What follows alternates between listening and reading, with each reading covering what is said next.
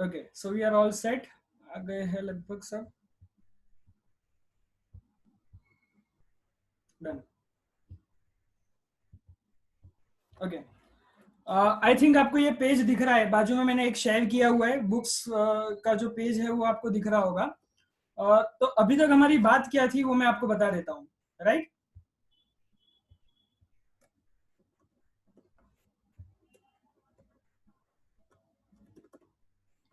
Okay, सो हम लोगों ने अभी तक क्या बात की हुई है वो मैं आपको थोड़ा डिस्क्राइब कर दूं। तो अभी तक हम लोगों के जो दो चैप्टर नंबर 11 में दो मैंने जो यूट्यूब पे वीडियो डाले हैं, तो खास करके हम लोगों ने ह्यूमन आई की बात की है। ह्यूमन आई में बहुत कुछ हम लोगों ने बात की, और उसके बाद सेकंड पैराग्राफ में सेकंड जो सेक्शन था उसमें हम लोगों ने पावर ऑफ एकोमोडेशन की बात की है। हमारा जो ये चैप्टर है वो बेसिकली विजन के ऊपर है। अब इसमें आई के रिलेटेड ही ज्यादातर चीजें आएगी, तो आई के रिलेटेड थोड़ा आपको समझना होगा। लेक्चर के बीच में आज जो हम लोग एक इंपॉर्टेंट टॉपिक सीखने वाले उसका नाम है डिफेक्ट्स ऑफ विजन। तो हो सके तो आप लोग थोड़ा बहुत नोट करने के लिए तैयार है ना, क्योंकि जो जो इंपॉर्टेंट पॉइंट्स मैं बोलूंगा, हालांकि ये जितने भी वीडियो है वो मैं डालने वाला हूँ यूट्यूब पे, तो आपको अगर वापस से रिवाइज करना है तो आप वापस से यूट्यूब पे जाके देख सकते हो, कुछ मिस ना हो जाए आपका। तो मैं यहाँ पे आपको क्या कह रहा हूँ कि we are going to talk about human eye, और उसके रिलेटेड जितनी भी चीजें आती है उसकी हम लोग बात करने वाले हैं। तो मैंने आपको सबसे पहले बता दिया था कि जब भी कोई लाइट कोई सरफेस पे इंसिडेंट होती है, तो वो लाइट सरफेस पे इंसिडेंट होती है तो तीन चीज हो सकती है। ठीक है, क्या हो सकती है? तो लेक्चर नंबर 1 पार्ट नंबर 1 आपको याद रखना पड़ेगा, तीन चीज कौन सी हो सकती है। तो तीन चीज में सबसे पहला आता है रिफ्लेक्शन। रिफ्लेक्शन मतलब क्या? Bouncing back of the light. Light surface पे जाएगी, बाउंस होके वापस आएगी, उसको हम लोग क्या बोलेंगे? रिफ्लेक्शन। ठीक है, तो एक सरफेस है, बाउंस होके वापस चली जाएगी तो उसको हम लोग रिफ्लेक्शन बोलेंगे। अगर वो अंदर पेनिट्रेट हो गई, ठीक है, सरफेस के अंदर पेनिट्रेट हो गई, तो उसको बोलेंगे रिफ्रैक्शन। और तीसरी चीज क्या होती है? एब्जॉर्प्शन। लाइट गई और ना वो बाउंस हो रही है ना वो अंदर जा रही है। जैसे कि अगर एक एग्जांपल लो आप, तो आप पानी का ग्लास लेते हो, उसमें आप पेंसिल लो, पेंसिल आप क्या करोगे? अंदर डालोगे तो वो क्या हो जाएगी? जो सरफेस पानी का जो लेयर था, पानी का जो सरफेस था, उसमें आपने पेंसिल डाली, राइट? तो वो जो पेंसिल है वो क्या हो गई? आर पार हो गई, तो उसको हम लोग क्या बोलते हैं? रिफ्रैक्शन। अगर वो आर पार हो जाए, चीज आगे यानी एक मीडियम से आया और दूसरे मीडियम तक निकल जाए, तो उसको हम लोग बोलेंगे रिफ्रैक्शन। लेकिन मान लो कि लाइट गई और वो ना बाउंस बैक हो रही है ना अंदर पेनिट्रेट हो रही है, तो वो चीज क्या कहलाएगी फ्रेंड्स? एब्जॉर्प्शन कहलाएगी। तो ये तीन चार चीजें हैं जो आपको याद रखनी है। तो ह्यूमन आई में बेसिकली क्या होता है? ह्यूमन आई में बेसिकली क्या होता है? ह्यूमन आई में प्रोसेस होती है रिफ्रैक्शन की, यानी लाइट हमारी आंखों के आई लेंस तक आती है और अंदर कहां पे इमेज बनती है? तो यहाँ पे आपको दिख रहा होगा, यहाँ पे रेटिना बाजू दिख रहा है, ये पार्ट, यहाँ पे हमारी इमेज बनती है। तो जो भी आई लेंस कैप्चर करता है, यहाँ पे से जो भी लाइट अंदर जाती है, ठीक है, अंदर इस तरह से आएगी, और यहाँ पे जो भी कैप्चर होगा वो यहाँ पे रेटिना पे हमारी इमेज बनाएगा। ठीक है, तो ये चीज आपको याद रखनी है। This is the important thing जो हम लोगों ने किया हुआ था।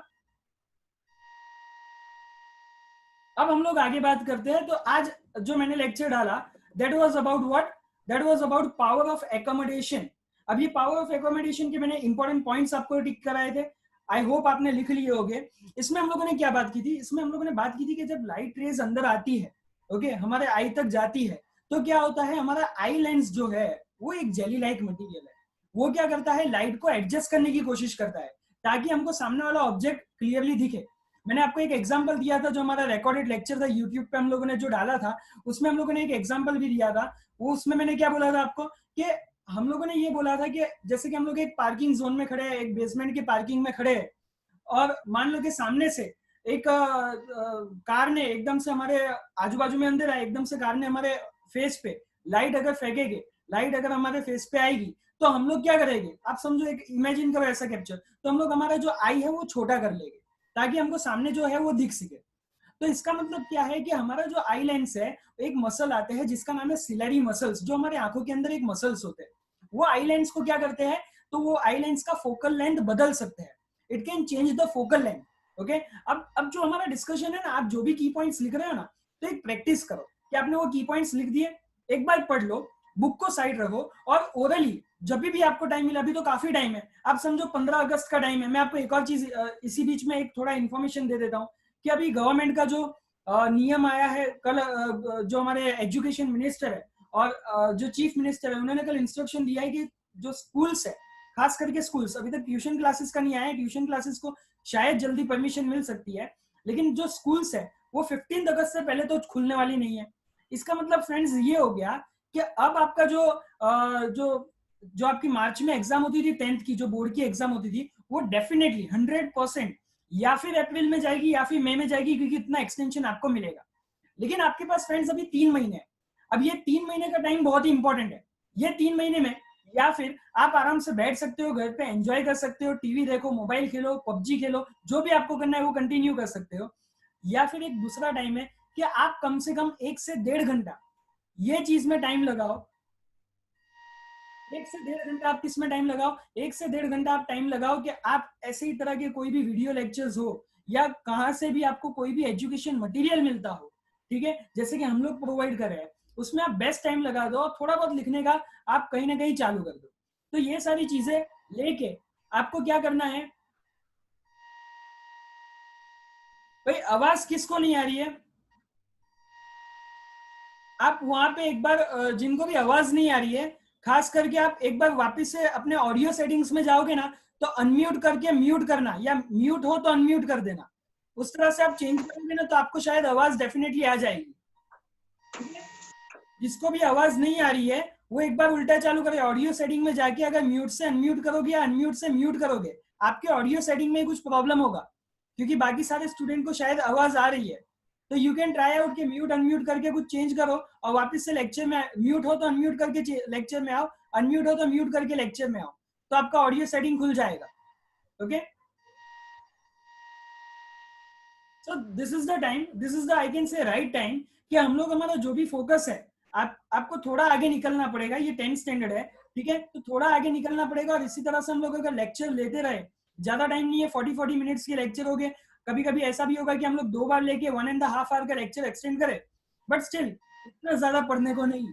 3 महीने आपको प्रॉपर्ली यूटिलाइज करना है। अगस्त में जब भी खुलेगा तब हम लोग वापस से जुड़ने वाले हैं, वापस से फिजिकल क्लास शायद चालू होगी, यानी अभी तो चालू हो ही नहीं वाली है, ट्यूशन क्लासेस को तो देंगे परमिशन, लेकिन जो स्कूल्स है वहाँ पे फिजिकल जब क्लासेस चालू होगी तो वो लोग कोर्स कंप्लीट करने में बहुत भागने वाले हैं। जितने भी टीचर्स है, हो सकता है कुछ कुछ स्कूल में कोर्स कंप्लीट ना भी हो, क्योंकि आप समझो कि उतना टाइम तो दिया है नहीं। अब जितना भी होगा वो लोग भागने की कोशिश करेंगे, सिलेबस को कंप्लीट करने की कोशिश करेंगे, एग्जाम्स लेने की कोशिश करेंगे।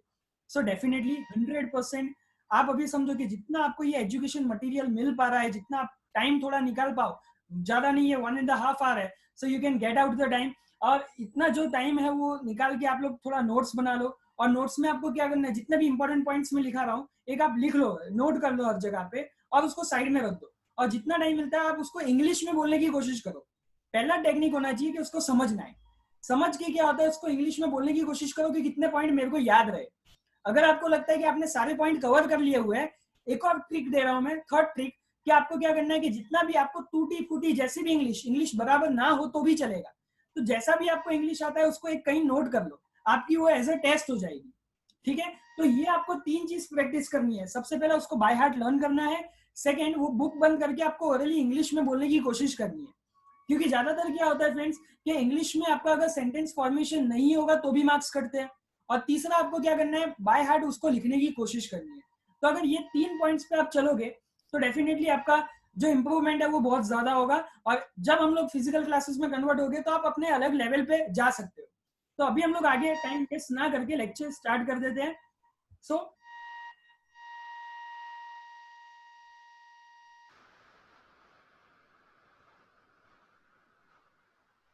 We have done power of accommodation. मैंने इसमें बताया था आपको कि पावर ऑफ एकोमोडेशन मतलब क्या।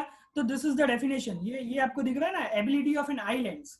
आईलैंड्स की हमारी एबिलिटी होती है, वो जेली लाइक मटेरियल जो हमारी आई में आया होता है उसकी एक एबिलिटी होती है। क्या एबिलिटी होती है? कि वो अपने फोकल लेंथ को एडजस्ट कर सकता है। ओके, तो वो चीज को क्या कर सकता है, दैट इज कॉल्ड एकोमोडेट। वो चीज को हम लोग बोलेंगे एकोमोडेट करना। सो that is called accommodation. Okay friends, तो एकोमोडेशन कितने से कितने रेंज का होता है? तो डेफिनेटली यस, 25 सेंटीमीटर यानी 25 सेंटीमीटर से लेके इंफिनिटी तक। तो कोई भी नॉर्मल विजन वाला जो पर्सन है वो कितना देख सकता है? It is about to 25 centimetre to 25 centimetre to infinity, इतना वो देख सकता है। This is all about power of accommodation, जो हम लोगों ने एक्चुअली में बात कर लिया हुआ है। एक और प्रॉब्लम जो हम लोगों ने बात की थी, दैट वाज कैटरेक्ट। कैटरेक्ट क्या था फ्रेंड्स? तो कैटरेक्ट ये चीज थी कि जब कोई भी पर्सन, जो पीपल होते हैं, जब वो अपने ओल्ड एज में चले जाते हैं यानी वो ओल्ड हो जाते हैं, तब उनका जो आई लेंस के आजू बाजू एक क्लाउडी लेयर आ जाता है, मिल्की लेयर आ जाता है, और वो कंडीशन में उनको या फिर पार्शियल लॉस हो जाता है, कंप्लीट लॉस हो जाता है विजन का, वो पोजीशन को हम लोग कैटरेक्ट बोलते हैं। तो इतना हम लोगों ने कर लिया हुआ है बेसिकली। अब हम लोग आगे करते हैं, आज हमारा जो लेक्चर है वो मेन पॉइंट पे स्टार्ट करते हैं, that is all about defects of the vision and their correction. Defects of the vision यानी आज जो हमारे जो स्पेक्स आ जाते हैं, राइट, विजन में हमको मम्मी प्रॉब्लम होती है, वो क्यों होती है, वो इसके बारे में आज हम लोग यहाँ पे बात करेंगे। तो ये क्या दिया हुआ है, देखो फ्रेंड्स, लाइन टू लाइन में पढ़ रहा हूँ, मेरे कर्सर को खाली आप प्लॉट करते जाना, मेरे कर्सर कहाँ कहाँ घूम रहा है, तो उस तरह से पढ़ूंगा तो आपको एक लेक्चर वाली फीलिंग भी आएगी। साथ ही साथ मैं थोड़ा वीडियो भी आपके साथ शेयर करूंगा, तो आपका जो पॉइंट है वो क्लियर होता जाएगा। ओके, तो क्या दिया हुआ है, समटाइम्स द आई में gradually lose the power of accommodation. कभी कभी क्या होता है, हम लोगों ने देखा ना, पावर ऑफ एकोमोडेशन कितने से कितना आता है, 25 टू इंफिनिटी, ये फिगर याद रख लेना, 25 सेंटीमीटर टू इंफिनिटी। तो जो हमारा पावर ऑफ आई लेंस है कितने से कितना है, power of eye lens is between 25 centimetre to infinity. तो ये अपना एकोमोडेशन करने का चालू ही रखता है, लेकिन जब ये अपनी पावर लूज कर देता है, लूज कर देता है मतलब क्या, ओके, द पावर यानी पावर ऑफ एकोमोडेशन लूज करने का मतलब क्या है, the eye lens will become thick और thin according to the given condition. एक कलाक हाँ जो तो खड़ी रहेगी ना पर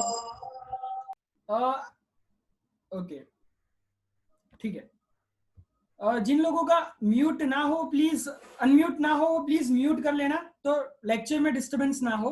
ओके, सो हम लोग यहाँ पे क्या बात कर रहे हैं कि डिफेक्ट्स ऑफ विजन मतलब क्या है, कि कभी कभी जो आई लेंस है फ्रेंड्स, वो आई लेंस कभी कभी थिक या थिन नहीं हो पाते, एकोमोडेट नहीं हो पाते। लाइट आ रही है लेकिन वो थिक या थिन होने चाहिए ना, या फिर वो दबने चाहिए आई लेंस, या फिर वो स्ट्रेच होने चाहिए, वो अगर ना हो पाए तो उसको हम लोग क्या बोलते हैं, that is called the person has lose the power of accommodation. आगे हम लोगों ने क्या देखा, पावर ऑफ एकोमोडेशन। अब मैं क्या बता रहा हूँ, it is losing the power of accommodation. Losing of power of accommodation मतलब क्या, कि पर्सन जो है वो अपना जो पावर है चीज को एकोमोडेट करने का, वो लूज कर देता है। तो यहाँ पे क्या दिया हुआ है, समटाइम्स द आई में gradually lose its power of accommodation, in such condition the person can not see the object distinctly and comfortably. तो क्या हो जाएगा कि पर्सन जो है वो चीजों को देख नहीं पाएगा, ही लूजेस द विजन। ओके, या फिर उसको दूर का दिखाई देना बंद हो जाएगा, या फिर उसको नजदीक का दिखाई देना बंद हो जाएगा। इसका मतलब क्या, कि उसके विजन में डिफेक्ट आना चालू हो जाएगा, मतलब उसको दिखाई देने में प्रॉब्लम होगा। द विजन बिकम्स ब्लर्ड, यानी विजन उसका धीरे धीरे क्या होता जाएगा, ब्लरिंग आती जाएगी, due to the reflective defects of the eye, यानी आई के डिफेक्ट के कारण उसको जो दिखाई देने में प्रॉब्लम आएगी। और ऐसे कितने टाइप के डिफेक्ट्स होते हैं, तो फ्रेंड्स यहाँ पे हम लोग देख रहे हैं देयर आर मेनली 3, कितने टाइप के डिफेक्ट होते हैं, ये अंडरलाइन कर लो, ये कहीं पे लिख लो, बुक और पेन, मैंने बोला था कि बुक और पेन निकाल के रखना, बुक और पेन में नोट कर लो। There are 3 defects of vision. कितने डिफेक्ट होते हैं, मैं अंडरलाइन भी करता जा रहा हूँ, एंड डोंट वरी, कुछ पॉइंट अगर मैं फास्ट चलूं तो ये जितना भी लेक्चर है वो रिकॉर्ड हो रहा है। ओके, आप वापस से इसको रिवाइंड करके जितनी बार भी आपको रिवीजन चाहिए उतनी बार आप देख पाओगे। ओके, तो there are 3 defects of vision, लिख लो कहीं पे भी। ओके, कितने डिफेक्ट है, कितने तरह के हमको आई के प्रॉब्लम पड़ते हैं, तो टोटल 3 तरह के हमको आई के प्रॉब्लम पड़ते हैं। There are 3 defects of vision. Okay, उसके नाम क्या क्या है, तो नंबर 1 पे आता है मायोफिया और नियर साइटेडनेस। दूसरा कौन सा है, तो हाइपरमेट्रोफिया और फार साइटेडनेस। एंड तीसरा कौन सा है, प्रेसबायोफिया, अंडरलाइन किया हुआ है, लिख लेना। ओके, 3 कौन से डिफेक्ट्स हैं, मायोफिया, हाइपरमेट्रोफिया, प्रेसबायोफिया। ओके, ये सब साइंटिफिक वर्ड है। इंग्लिश में अगर सिंपल इंग्लिश में बोलना हो तो मायोफिया का नाम है नियर साइटेडनेस, हाइपरमेट्रोफिया का नाम है फार साइटेडनेस, और तीसरा कौन सा हो जाता है, प्रेसबायोफिया। ओके, सो मायोफिया, नियर साइटेडनेस, पहले हम लोग जस्ट जनरल डिस्कस कर लेते हैं, हम लोग नीचे नहीं जा रहे, जस्ट जनरल डिस्कस कर रहे हैं। मायोफिया, मायोफिया मतलब क्या होता है, नियर साइटेडनेस। नियर साइटेडनेस नाम से ही आपको थोड़ा बहुत पता चल जाएगा, नियर मतलब नजदीक का, साइड, साइड मतलब क्या, साइड मतलब दिखना, यानी ये एक ऐसी प्रॉब्लम है जहां पे हमको नजदीक का दिखता है लेकिन दूर का नहीं दिख पाता। ज्यादातर बच्चों को ये प्रॉब्लम होती है, नजदीक का क्लियरली दिखता है लेकिन दूर के दिखने में प्रॉब्लम आ जाती है। That is called near sightedness, यानी नजदीक का क्लियरली दिखता है। पहला पॉइंट, पहला डिफेक्ट मायोपिया। इसमें क्या प्रॉब्लम आती है फ्रेंड्स, नजदीक का दिखता है लेकिन दूर का नहीं दिखता। ओके, नियर साइटेडनेस मतलब क्या हुआ, नजदीक का दिखना। इसका मतलब क्या हो गया, नजदीक का दिखेगा तो दूर का नहीं दिखेगा। तो ये पहले टाइप का प्रॉब्लम है जो लोगों में होता है। दूसरा कौन सा है, हाइपरमेट्रोफिया। इसका दूसरा नाम क्या है, फार साइटेडनेस। अब इसका नाम भी पता चल जाएगा आपको। फार मतलब क्या हुआ, दूर से, साइड मतलब दिखना, यानी दूर का दिखना। अगर दूर का दिखेगा तो कहां का नहीं दिखेगा, नजदीक का नहीं दिखेगा। यानी हाइपरमेट्रोफिया में क्या होता है, दूर की चीजें तो अच्छे से दिखती है लेकिन नजदीक की चीजें नहीं दिखती। तो ये तीन चीज हो गई, एक हो गया मायोपिया, नियर साइटेडनेस, नजदीक का दिखता है, हाइपरमेट्रोफिया, दूर का दिखता है, और तीसरा हो गया प्रेस बायोपिया। प्रेस बायोपिया के बाद में हम लोग डिटेल डिस्कशन करेंगे, इसकी चिंता मत करो, मैं अभी आपको खाली दो पे ही फोकस रखना चाहता हूँ। ओके, सो यहाँ पे क्या दिया हुआ है, this defect can be corrected by the use of the suitable spherical lens. Lenses मतलब जो हम लोग स्पेक्स पहनते हैं ना। सफन भाई नींद आ रही है तो सो जाओ, है ना, लेक्चर में दिख रहा है सब कुछ, तो आप थोड़ा लेक्चर में कनेक्टेड रहो, और जो लिखने का बोलो ना सफान, वो लिखते जाओ, ठीक है सफान। ओके, सो मायोपिया, मायोपिया में क्या आ रहा है, नियर साइटेडनेस। नियर साइटेडनेस का मतलब क्या होता है, नजदीक का दिखता है। तो यहाँ पे आप देखो कि ये जो तीनों डिफेक्ट्स है, तीनों जो डिफेक्ट्स है आई के जो प्रॉब्लम है, that can be corrected by what, by using the spherical lenses. Spherical lenses यानी मेरे जैसे आप लोगों ने भी, कई लोगों ने चश्मे पहने होंगे, तो हम लोग को क्या होता है, आंखों में प्रॉब्लम आ जाती है, डिफेक्ट आ जाता है। वो प्रॉब्लम को हटाने के लिए हम लोगों को क्या लगाना पड़ता है, स्पेक्टिकल्स यानी चश्मों का यूज करना पड़ता है, स्पेरिकल लेंसेज का यूज करना पड़ता है। ओके, सो यहाँ पे वही चीज की बात है फ्रेंड्स। अब हम लोग टॉपिक चालू कर रहे हैं, मायोपिया। मायोपिया का मतलब क्या, अंडरलाइन, अगर अगर आपके पास कोई चीज नहीं है तो स्क्रीनशॉट भी आप ले सकते हो, लेकिन हो सके तो उतना लिखने का रखना। ओके, मैं अंडरलाइन करवा रहा हूँ, करते जाना। मायोपिया, मायोपिया का मतलब क्या है, तो myopia is also known as near sightedness. Near sightedness मतलब अगेन नजदीक का दिखता है। ये प्रॉब्लम एक ऐसी प्रॉब्लम है जहां पे पर्सन को खाली नजदीक का दिखता है, दूर का नहीं दिख पाता। Okay, so a person with the myopia can see the near by. अब देखो जो चीज बोली है वो चीज के बारे में लिखना है। आपने फर्स्ट पॉइंट पे क्या बोला, myopia is known as near sightedness. दूसरा पॉइंट उसको एक्सप्लेन कर दो। आप जब आंसर लिखते हो वही चीज करने की होती है फ्रेंड्स। क्या करना होता है, पहले उसका इंट्रोडक्शन दे दो, उसके बाद में उसको थोड़ा बहुत एक्सप्लेन कर दो, और थर्ड एक कंक्लूजन ला दो। देखो ये टेक्निक मैं बता रहा हूँ जो आपको हर एक सब्जेक्ट में काम लगेगी। जरूरी नहीं है कि खाली इंग्लिश में या खाली साइंस में, हर एक जगह पे एक काम करने वाली है आपकी टेक्निक। इसको हम लोग बोलते हैं the technique of IBC। Okay, ये चीज याद रख लेना, लिख लेना कहीं पे भी, the technique of IBC। IBC का मतलब क्या है कि कोई भी, जब आप कोई भी चीज को लिख रहे हो तो ये तीन चीज को याद रख लेना। Number one is I, I माने introduction. Number two is B, B माने body, and number three is C, C माने कंक्लूजन। यानी कोई भी चीज को लिख रहे हो तो इस तरह से आपको एक बॉर्डर तैयार कर लेना है।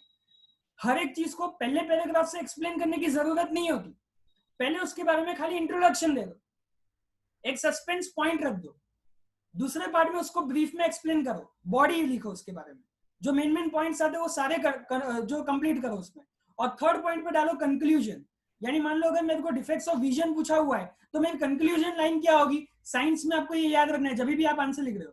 Hence these are the three defects of the vision, and to correct that defects of the vision we need the lenses or we need the spherical lens। इस तरह का आप बना के कुछ लिख सकते हो। हालांकि मैं आपको नोट्स प्रोवाइड करूंगा उसके लिए कि हम लोग किस तरह से IBC, एक आंसर का भी हम लोग लेक्चर लेने वाले हैं कि किस तरह से आपको आंसर लिखना चाहिए to get the appropriate marks in 10th standard. Okay, so यहाँ पे हम लोग आगे कंटिन्यू करते हैं। तो मायोपिया का मतलब क्या होता है, it is also known as near sightedness. A person with the, अब वही चीज को एक्सप्लेन किया हुआ है, person with the myopia can see the nearby object clearly but can not see the distant object distinctly.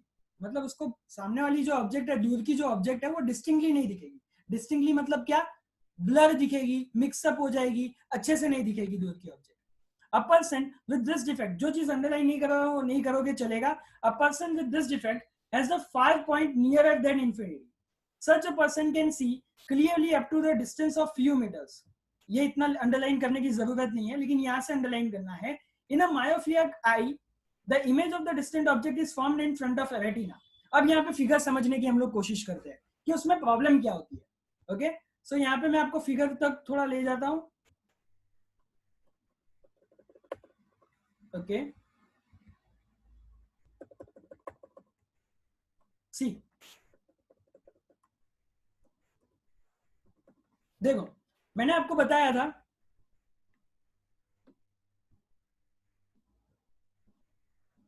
Okay मैंने आपको बोला था कि इमेज जो है वो कहाँ पे फॉर्म होती है, रेटिना पे। ये आपको याद रखने के लिए मैंने बोला था। तो यहाँ पे आप देख सकते हो ये वाला पॉइंट जो है that is the retina. Okay, ये रेटिना है। यहाँ पे इमेज बने तो सही है, यहाँ पे इमेज ना बने तो गलत है। तो यहाँ पे देखो, ये पर्सन का ये नियर पॉइंट है, दिख रहा है आपको, ये पर्सन का ये नियर पॉइंट है। नियर पॉइंट का मतलब क्या कि यहाँ से सारी इमेज जो सारी जो रेज आएगी, सारी जो लाइट आएगी, उसकी इमेज तो रेटिना पे बन रही है, देखो एग्जैक्ट बन रही है रेटिना पे। लेकिन ये क्या हो गया, उसको नजदीक का तो अच्छे से दिखाई दे रहा है, लेकिन अब ऑब्जेक्ट अगर दूर है, दूर कहीं पे भी खड़ा है वो ऑब्जेक्ट, राइट, अब उसकी जो रेज आ रही है वो देखो, वो रेटिना पे नहीं बन रही, लेकिन यहाँ पे कहीं पे बन रही है। ओके ओके, वो यहाँ पे कहीं पे बन रही है। रेटिना पे कहाँ पे बनती है, यहाँ पे, लेकिन ये सारी रेज जो है वो मिक्सअप कहाँ पे हो रही है, ये वाले पॉइंट पे, एग्जैक्ट ये वाले पॉइंट पे। ओके, दिख रहा है ना सबको, कर्सर में घुमा रहा हूँ। ओके, तो ये वाले पॉइंट पे क्या हो रहा है कि इमेज बनेगी, रेटिना पे नहीं बनेगी। अगर रेटिना पे बन रही है तो इमेज इज क्लियर, हमको क्लियर इमेज दिखाई देगी। लेकिन अगर रेटिना पे नहीं बन रही है, आगे या पीछे कहीं पे भी बन रही है, तो वो चीज क्लियर नहीं दिखाई देगी।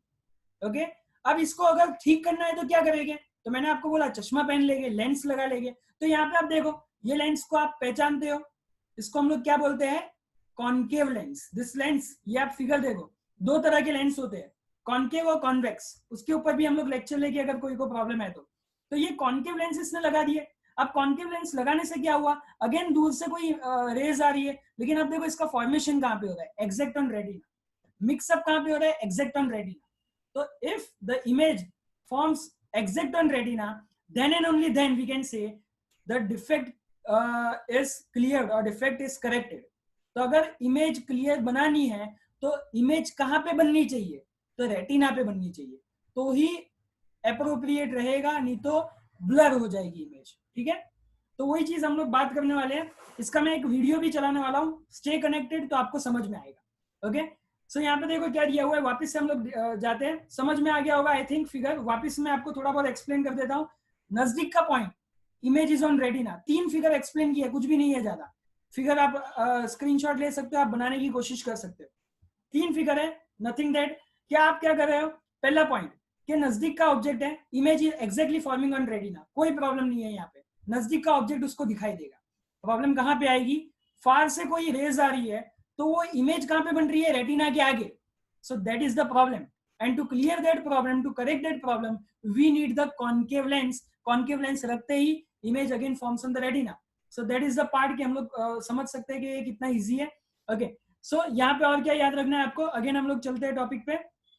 इन a myopic eye the image of a distant object is formed in front of retina. Okay, कहाँ पे बन रहा है, तो रेटिना के आगे।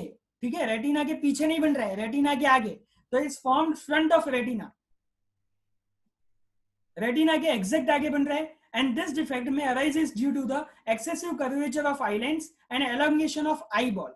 ओके, ये इतना याद रखने की कोशिश नहीं करना, यानी ये क्यों होता है, तो ये 2 प्रॉब्लम दी हुए है, इसका ब्रीफ एक्सप्लेनेशन मैं दे दूंगा आपको बाद में।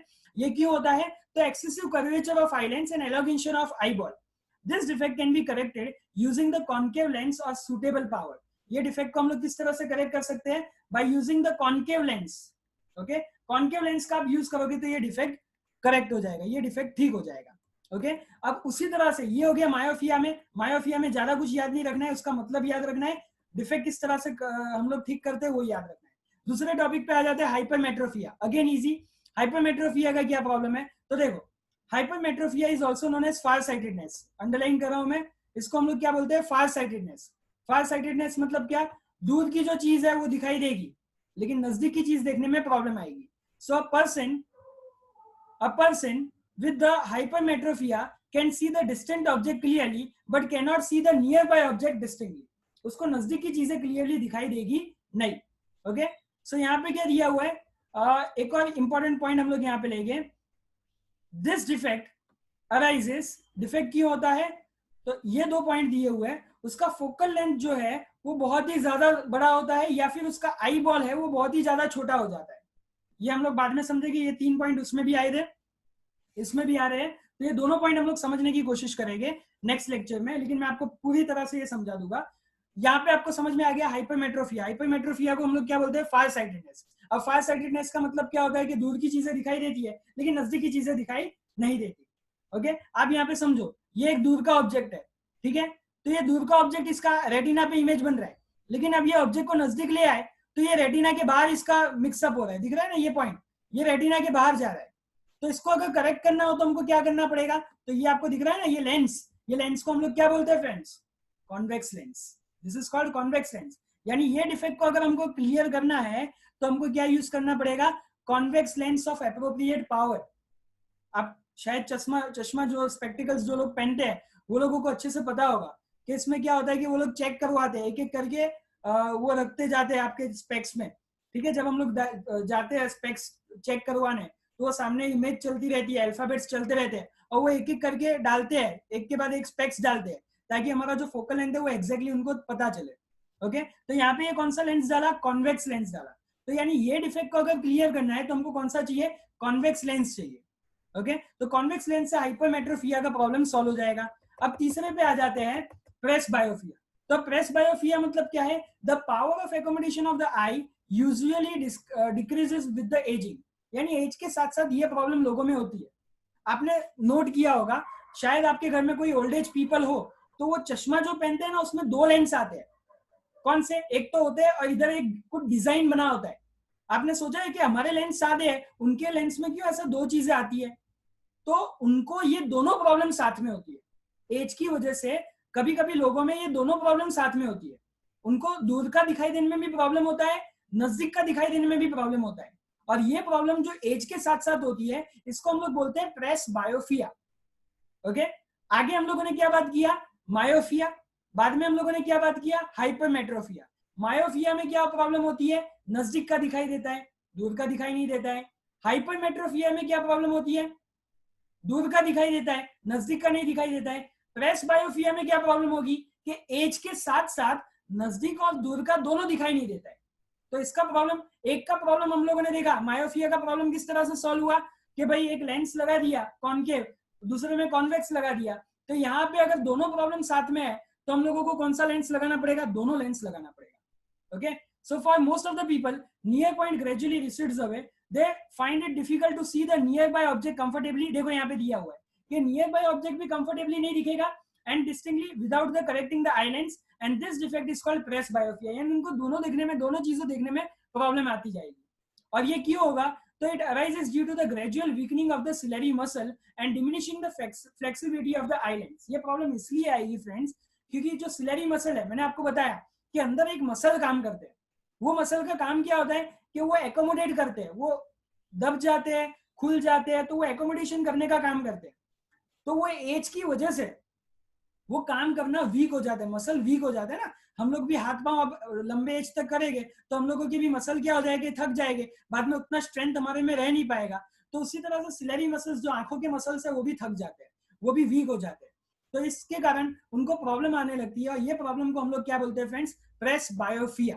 Okay, sometimes a person may suffer from both myopia and hypermetropia, and such people require the bifocal lenses। Okay, तो इन लोगों को क्या चाहिए होगा friends, bifocal lenses. Bifocal lenses का मतलब क्या, दोनों फोकस वाले लेंसेज चाहिए होंगे, ठीक है।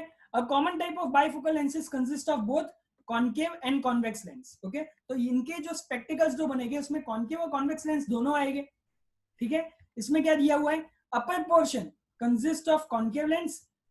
कॉनकेव लेंस मतलब ऊपर का जो पोर्शन होगा, स्पेक्स में ऊपर का जो पोर्शन होगा उसमें कॉनकेव लेंस आया होगा, और जो नीचे का जो पोर्शन होगा उसमें कॉन्वेक्स लेंस आया होगा, ठीक है। तो जब वो नीचे देखेंगे तो उनको नजदीक के ऑब्जेक्ट दिखाई देंगे, और जब वो ऊपर देखेंगे तो ऊपर के पोर्शन से उनको दूर के ऑब्जेक्ट दिखाई देंगे, और इस तरह से वो अपना विजन क्लियर कर सकते हैं। ओके, तो ये 3 प्रॉब्लम आज हम लोगों ने एक और टॉपिक में समझी। आई कैन से कि आप लोगों को थोड़ा बहुत समझ में आया होगा ओके, नहीं समझ में आया है तो एकदम से समझ में भी नहीं आएगा, हम लोग एक और वीडियो जो शेयर करेंगे उसमें भी मैं समझाने की वापस से कोशिश करूंगा। 3 प्रॉब्लम हम लोगों ने समझे। Number 1 was मायोफिया। अगेन हम लोग रिवाइज कर लेते हैं। मायोफिया का मतलब क्या है? Near sightedness. नियर साइटेडनेस का मतलब क्या है कि इसमें हम लोगों को नजदीक का दिखेगा, दूर का नहीं दिखेगा। और इसको अगर करेक्ट करना होगा तो हम लोगों को क्या डालना पड़ेगा? Concave lens. Okay, concave lens से ये सही हो जाएगा, करेक्ट हो जाएगा, और जो हमारी इमेज है वो रेटिना पे बनेगी। दूसरा कौन सा प्रॉब्लम हो गया? The second problem is hypermetropia. तो हाइपरमेट्रोफिया में क्या होगा? दूर का ऑब्जेक्ट तो क्लियरली दिखेगा लेकिन नजदीक का ऑब्जेक्ट दिख नहीं पाएगा। और तीसरा प्रॉब्लम क्या हो गया? प्रेस बायोफिया। ओके, तो प्रेस बायोफिया में क्या होगा कि हमको दोनों ऑब्जेक्ट दिखने में फ्रेंड्स प्रॉब्लम होगी, और वो एज के साथ साथ होता है। कब होता है? जब हमारे अंदर के जो सिलेरी मसल से आई के जो सिलेरी मसल है वो वीक हो जाए। तो दोनों प्रॉब्लम को सॉल्व करने के लिए हमको क्या यूज करना पड़ेगा? बाइफोकल लेंसेज का यूज करना पड़ेगा। बायफोकल। ओके, तो बाइफोकल लेंसेज का यूज करेंगे तो हम लोगों का ये प्रॉब्लम भी क्या हो जाएगा? सॉल्व हो जाएगा। तो एक के लिए कॉन्केव लेंस, एक के लिए कॉन्वेक्स लेंस, और एक के लिए बाइफोकल लेंस। ये चीज आपको याद रखनी है, लिख लो तो ज्यादा अच्छा है। आपको ऐसा पूछेंगे सीधा सीधा। अब एनसीईआरटी क्यों इतना कॉम्प्लिकेटेड है वो मैं आपको बता दूं। एनसीईआरटी जनरली अभी तक जो हम लोग गुजरात बोर्ड में थे, तो गुजरात बोर्ड में क्वेश्चन क्या आता था? क्वेश्चन ये आता था कि भाई अगर हमको मायोफिया की प्रॉब्लम सॉल्व करनी है तो कौन सा लेंस यूज करेंगे? तो आप मायोफिया में देखो, आपने कौन सा लेंस लगाया? ये वाला ना, कॉन्केव लेंस लगाया। लेकिन एनसीईआरटी में सीधा सीधा क्वेश्चन नहीं होगा फ्रेंड्स। एनसीईआरटी का क्वेश्चन कॉम्प्लिकेटेड क्यों लगता है? एनसीईआरटी की एग्जाम हार्ड क्यों होती है? उसमें उल्टा पूछते हैं। उसमें आपको ये पूछेंगे कि कॉन्केव लेंस किस में यूज होता है। सोचने में टाइम लगेगा ना। तो एनसीईआरटी जो है वो क्या करता है कि आपको ऑल वे राउंड सोचना है, हर एक जगह से सोचने की कोशिश करनी है। एनसीईआरटी आपको ये बोलेगा कि कॉन्केव लेंस किस में यूज होता है, वो प्रॉब्लम बताओ मेरे को। तो वो प्रॉब्लम कौन सी है? मायोफिया। तो आपको खाली वन वे में याद नहीं करना है, आपको टू वे से याद करने की कोशिश करनी है। तो यही चीज है जो आपको ज्यादा बेहतर बना पाएगी, ज्यादा अच्छे से आप कर पाओगे। ये 3 प्रॉब्लम की हम लोगों ने बात की है। तो आई इंसिस्ट कि आप ये तीनों प्रॉब्लम शायद आपको समझ में आ गया होगा।